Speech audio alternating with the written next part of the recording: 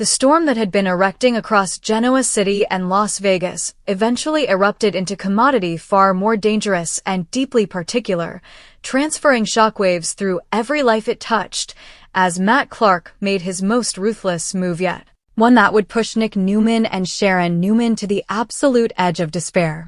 It began with silence, the kind that feels wrong before anyone can explain why. Summer Newman had been unobtainable for hours, her phone going straight to voicemail, her last given position offering no clear answers. At first, it was easy to dismiss it as a detention, a distraction, commodity ordinary, but deep down, an apprehension had formerly begun to take root. That apprehension turned into dread the moment Nick entered the communication that would change everything. It wasn't a call. It wasn't indeed a discussion. Just a communication, cold wave, direct, and unmistakably deliberate. A videotape train. Nick's hands quivered slightly as he opened it, a response he couldn't control no matter how hard he tried to undergird himself. The screen flitted to life, and there she was, Summer, bound, fright, and veritably much apprehensive of the peril she was in. Her eyes searched the camera as if she knew exactly who would be watching, as if she were trying to communicate commodity beyond words. Before Nick could completely reuse the image, the camera shifted, and Matt stepped into frame. There was no mask, no attempt to hide his identity. Matt Clark wanted to be seen. He wanted to be known. And further than anything, he wanted control. "You've been looking for me," Matt said calmly, his voice nearly conversational despite the horrifying environment. "Now you've set up me. But the question is, what are you willing to do to keep her alive?" Nick's blood ran cold. Every instinct in him screamed to act, to do commodity, anything, but he forced himself to stay still, to hear, because he knew that one wrong move could bring Summer her life. Matt continued, his tone no way wavering. "This isn't complicated. You follow my instructions exactly, and she lives. You do, and well, I suppose you can imagine the rest." The videotape cut off suddenly, leaving behind a silence that felt heavier than any words could have. For a long moment, Nick just goggled at the blank screen, his mind racing, his heart pounding so hard it felt like it might break through his casket. Also the wrathfulness hit, presto, sharp and inviting. His grip tensed around the phone as he fought the appetite to smash it against the nearest face. "Matt," he murmured under his breath, the name carrying a pledge of retaliation. But this wasn't just about wrathfulness. This was about strategy. About survival. Within twinkles, Nick was on the phone with Sharon Newman, his voice tense as he explained what had happened. On the other end of the line, Sharon felt the world shift beneath her bases. Summer wasn't just another victim, she was family.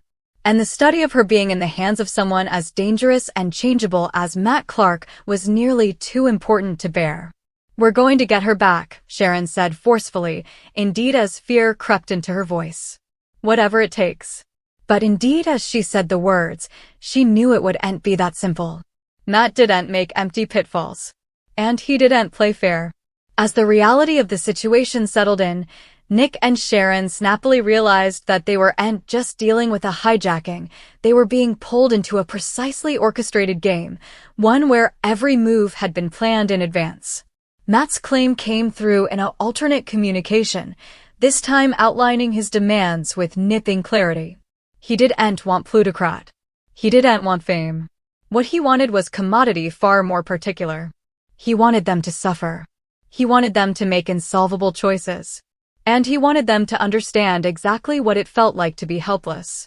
Meanwhile, nearly far from safety, Summer plotted to stay calm despite the terror ending in around her. The room she was being held in was dimly lit, the air heavy and suffocating. Every sound echoed too loudly, the creak of a door, the distant hum of business, indeed her own breathing. She tried to undergird herself, to suppose easily, but fear had a way of creeping into every study, every attempt at sense. Still, she refused to give in fully. Summer Newman was stronger than that. She tested the conditions binding her wrists, quailing slightly at the pressure, but refusing to stop. She scrutinized the room for anything that might give her an advantage. A weakness. A way out. But Matt hadn't left important to chance. Back in Genoa City, the pressure on Nick and Sharon boosted with every end nanosecond. They weren't just contending against time, they were contending against a man who sounded to be several way ahead of them at all times. Every lead felt like a dead end. Every decision felt like a threat. And the timepiece was ticking. Nick's mind kept going back to the videotape, to the look in Summer's eyes. Fear, yes, but also commodity differently. Strength. Determination. She was counting on him, believing in him. He couldn't fail her. I'm not playing his game, Nick said at one point, his voice establishment despite the fermentation inside him. I'm ending it. Sharon looked at him, her expression a mixture of concern and understanding. We've to be smart about this, she replied. That's what he's counting on, that will lose control. But staying calm in a situation like this felt nearly insolvable. Especially when every alternate signified. As the hours passed, the lines between strategy and despair began to blur. Nick set up himself willing to consider options he typically wouldn't, pitfalls he wouldn't generally take. Because this wasn't just any situation. This was Summer. And nearly out there, Matt Clark was staying, watching, and preparing for whatever came next. The game had begun. And the stakes couldn't have been advanced. The pressure didn't ease, it tensed, curling around every second that passed like a vice that refused to loosen. After the videotape ended, the silence between Nick Newman and Sharon Newman came nearly unsupportable, filled only by the implied understanding that they were now operating on espoused time. Neither of them said it out loud, but they both knew the same verity. Matt Clark wasn't just making pitfalls, he was orchestrating a cerebral war, and they were formerly deep inside it. Nick paced relentlessly, his mind contending through every possible angle, every implicit move. The image of Summer Newman tied up, vulnerable and spooked refused to leave him. It played over and over in his head like a circle he couldn't shut off. Every instinct in him screamed to act presto, to storm through every lead, every position, every possibility until he set up her, but instinct alone wouldn't be enough this time. Matt was counting on that kind of response. He wanted Nick angry. He wanted him reckless. And that consummation was what made this indeed more dangerous. We can't just sit then, Nick murmured, dragging a hand through his hair as frustration began to bleed into his voice. Every alternate we waste is another alternate she's in his hands. Sharon didn't differ, but she also knew that rushing in blindly could make everything worse. And if we make the wrong move, we could lose her fully, she replied precisely, her voice steady despite the storm inside her. That's what he wants, Nick. He wants us off balance. Nick stopped pacing, turning to face her, his eyes filled with conflict. So, what do we do? Stay for him to tell us what to do next. Before Sharon could answer, Nick's phone buzzed again. Both of them sat. For a moment, neither of them moved, as if indeed breathing too loudly might ever change what was about to be. Also, Nick sluggishly picked up the phone, his jaw tensing as he saw the same unknown sender. Another communication. Another piece of Matt's game. Nick opened it without vacillation, this time chancing not a videotape, but a set of instructions, athwart, precise, and incontrovertibly calculated. Matt wasn't just setting terms. He was setting a trap. The communication instructed Nick to go alone to a specific position just outside the megacity limits, an abandoned artificial point, the kind of place where no bone would hear you if you screamed. No police. No backup. No deviation. However, Summer would be released unharmed if Nick followed the instructions exactly. If not, the communication didn't need to finish the judgment. Nick's grip on the phone tensed as he read it again, committing every word to memory. His first instinct was immediate and undressed. I'm going, he said, his voice low but firm. Sharon stepped closer, her expression sharp with concern. You can't just walk into commodity like that, she argued. It's exactly what he wants. He formerly has her, Nick shot back, the edge in his voice insolvable to ignore. I don't have the luxury of playing this safe. And you don't have the luxury of getting yourself killed either, Sharon combated, her tone just as violent now. Because if commodity happens to you, also what? Who's left wing to fight for her? That hit harder than Nick anticipated. He turned down, exhaling sluggishly as he tried to recapture control. Sharon wasn't wrong, but that didn't make this any easier. Every part of him was being pulled in two directions: the need to act incontinently and the need to suppose strategically. Meanwhile, long halls down, Summer Newman fought her own battle, one that was just as violent, indeed if it was quieter. The room she was being held in hadn't changed, but her mindset had. The original shock had begun to wear off, replaced by a sharper, more focused determination. Fear was still there. It would be insolvable for it not to be, but it no longer controlled her. She forced herself to breathe steadily, to suppose easily. Matt was using her. That much was egregious. Which meant she still had value. And as long as she had value, she had time. Summer tested the tapes around her wrists again, this time more precisely, further methodically. She paid attention to every detail: the way the rope tensed, the slight give in one side, the texture against her skin. It wasn't much, but it was commodity. And right now, commodity was better than nothing. Steps outside the door snapped her attention back incontinently.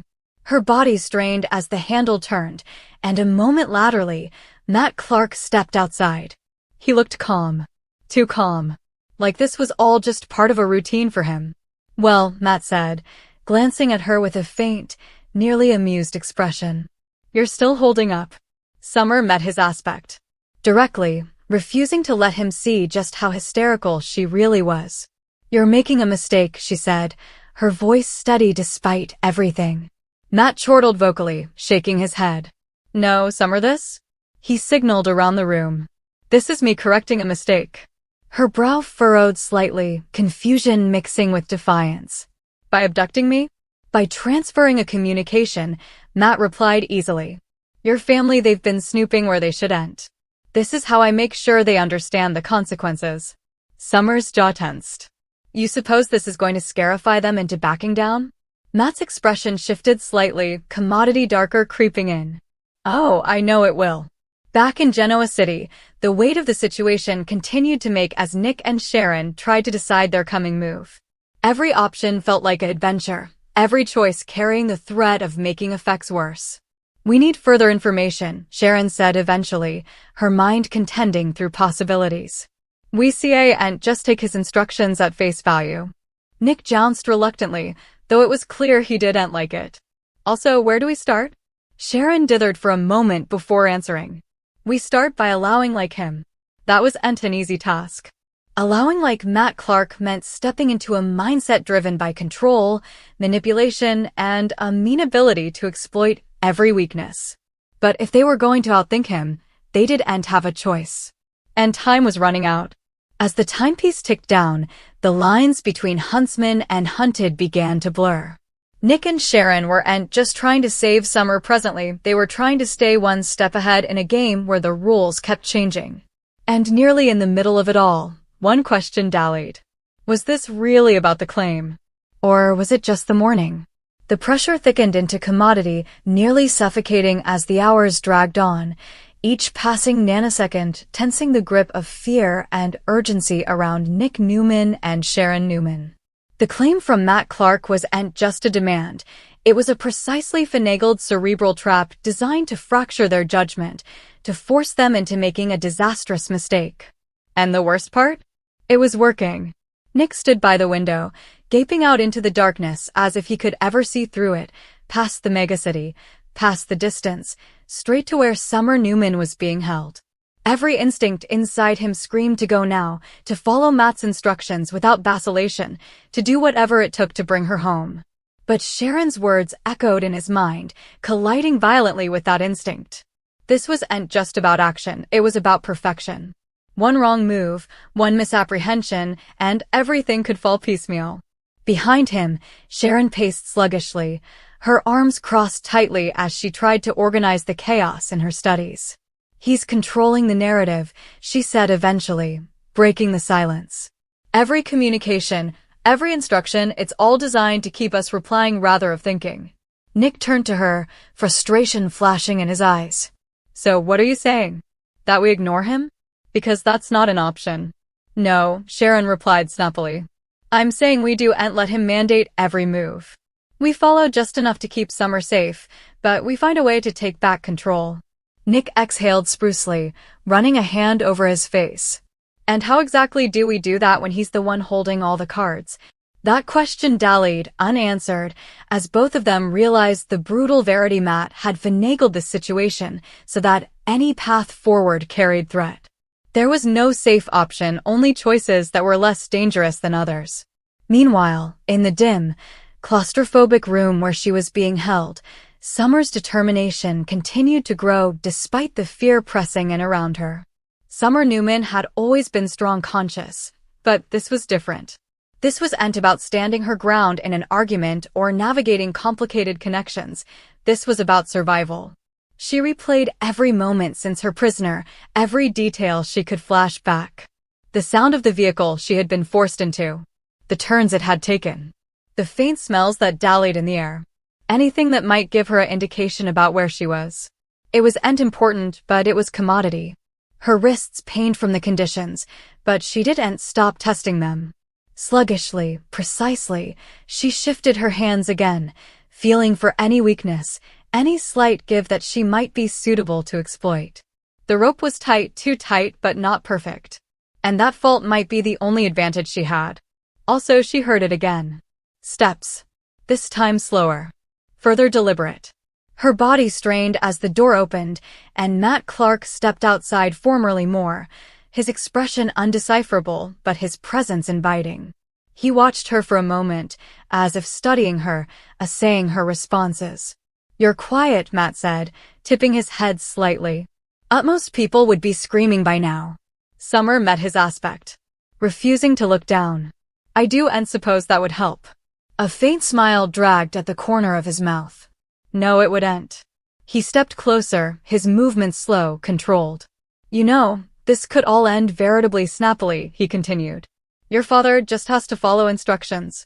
Summer's jaw tensed. "And if he doesn't?" Matt's eyes darkened slightly.